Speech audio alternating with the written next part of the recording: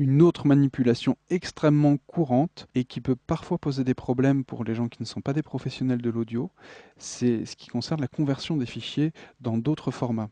Donc il faut se méfier parce qu'en réalité il y a deux types de compression audio. Quand on travaille en WAV ou en AIFF, on travaille avec des fichiers bruts, c'est-à-dire sur lesquels il n'y a pas de compression, la qualité originale est préservée.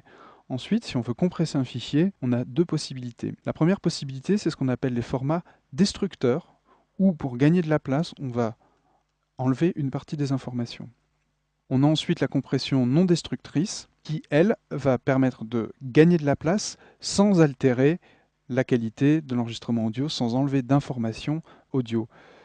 Donc dans la première catégorie, compression destructrice, rentrent les formats MP3, le format AAC qui est utilisé par iTunes lors de la conversion. Et pour les formats non destructeurs, les plus connus sont le FLAC, que je vous recommande si vous devez encoder des CD personnels par exemple, ou le format Monkey Audio. Donc on va prendre un exemple. Ici j'ai un fichier qui est actuellement en WAV, et je vais l'exporter en MP3. Pour cela, je vais dans Fichier, Enregistrer sous.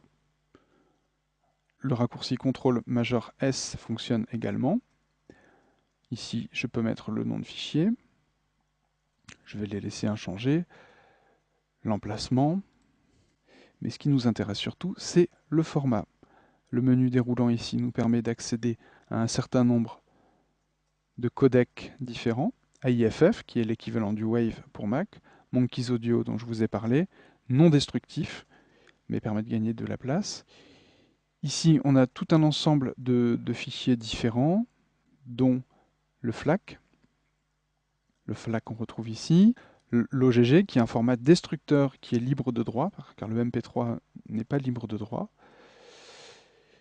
Le MP2, le MP3 précisément, QuickTime Audio, et l'onde PCM, qui est le statut actuel de notre onde. Donc sélectionnons Audio MP3. Je vais modifier le type d'échantillonnage pour le mettre en qualité CD, 44100 Hz, 16 bits, avec le dithering activé comme tout à l'heure. OK. Et comme je veux un MP3 de bonne qualité, je vais aller changer ce qu'on appelle le bitrate, c'est-à-dire le débit d'information. Comme vous vous en doutez, plus le débit sera élevé et plus la qualité sonore sera au rendez-vous. Alors, pour vous donner une idée des ordres de grandeur, à 128 kilobits, on a des fichiers qui sont de qualité sonore acceptable. À partir de 192, ça devient mieux. Si on veut obtenir une qualité qui soit très proche du CD, on aura plutôt tendance à aller vers la valeur maximale de 256 voire 320 kilobits seconde. Donc je vais sélectionner 320 kilobits pour notre exemple. Notez que le réglage peut être constant ou variable, c'est-à-dire le bitrate va évoluer. Si les informations sont complexes, c'est-à-dire qu'on contiennent beaucoup d'aigus, le bitrate va augmenter dynamiquement. Si en revanche on a essentiellement des informations dans le grave, c'est-à-dire avec des fréquences peu élevées, le débit va se réduire automatiquement. Ça permet d'économiser de la place sur le disque sans compromettre la qualité audio. Donc là je vais le mettre en variable.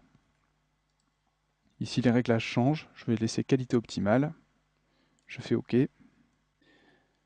Je peux choisir d'inclure ou non les marqueurs. Ensuite, en appuyant sur OK, je vais pouvoir exporter mon fichier à l'endroit que j'ai défini, ici au niveau de l'emplacement.